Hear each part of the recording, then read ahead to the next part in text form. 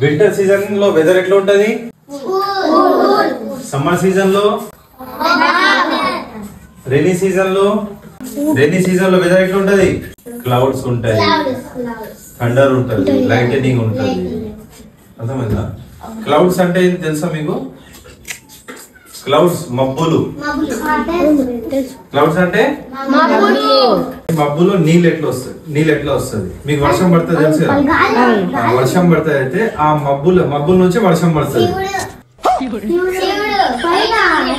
మబ్బులలో నీళ్ళు ఎవరు పోస్తారు? దేవుడు పోస్తారా?